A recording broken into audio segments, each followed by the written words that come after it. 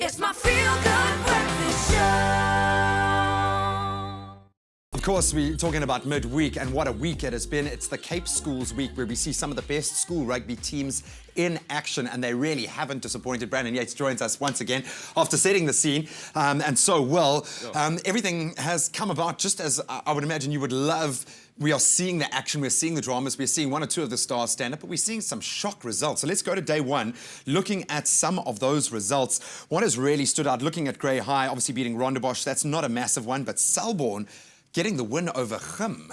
Yeah, there were some absolutely awesome results there. I think that win over there have been some wins for Sachs. Like you said, Selborne, and then that win over Gim was quite an epic result. And then just that Grey Boland Lampo game that happened on day two, which was on the Monday. A guy that we spoke about early on was Curwin Bosch. And he stood out head over heels above everyone else. He basically single-handedly won that game.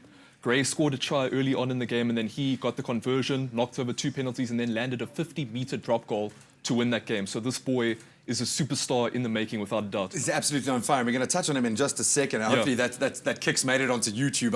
I'm sure it really has. But looking at a bit of a shift now, there are no longer clear powerhouses in rugby. I mean, we know generally who our top 10 schools are, but this is showing me a bit of a shift in the balance. All of our schools are standing up now, rising to the occasion. It can only be a good thing for schoolboy rugby. You know, all of these schools are pushing through. It's getting more and more competitive. People are taking it more seriously. It's being broadcast over different television platforms. You know, it's getting a growth of views on YouTube and that kind of thing. So I think the growth of schoolboy rugby in South Africa can only be a good thing for schoolboy rugby and South African rugby going forward. Now, some crackers coming up today. We've got Selborne versus Boland Lampo, Dale against the Standard Bank 15, Muir, Rondebosch, Queen versus Paul, Gim and Grey High versus Sachs. Yeah, definitely. If anyone's down in PE, get down to Grey High School. It should be an awesome final day of fixtures today. It really should be great rugby to watch, as it has been for the past couple of days. Yeah, and free scoring. We love to see that running rugby as well. Now, you mentioned Curwin Bosch putting his hand up. Obviously, we've got Craven Week coming up in 2 weeks' time. He really has put his hand up. Are we likely to see this form translate? I think because he was the Craven Week Player of the Year last year, and he was in his grade 11 year, so he's clearly a guy that doesn't buckle under the pressure. So I think we'll see big things from him again this year.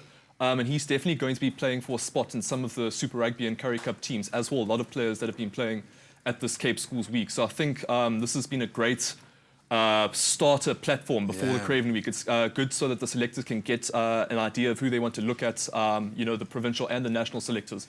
But he's definitely a guy that's going to stand out, as he has done over the past 2 years. Yeah, as we saw with the Bulls and you know, some of the stars coming up, this is a great opportunity, like Andre Pollard, to snap them up. Has anyone shown interest in the young man?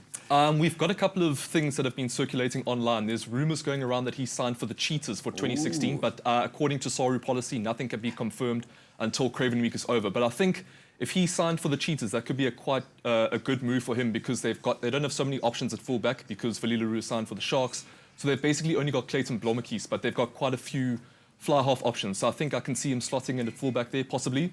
Although I would be quite surprised if he left the EP Union, because, you know, they're playing Super Rugby next season. They're known for blooding young players. So it'll be a big loss for EP Rugby, but I think he'll succeed, whether he stays at EP or whether he goes to the Cheetahs. So best of luck to him. Oh, it's going to be awesome, man. Then, of course, we get to see the provincial rivalry play out in Craven Week. But, Brandon, thank you so much, man. We look forward to catching up with you. Thanks for having me. Swag turned on full volume today, hey? With You're enjoying the camel day. jackets. The camel day, man. You know, Flannery will get you all the way, man.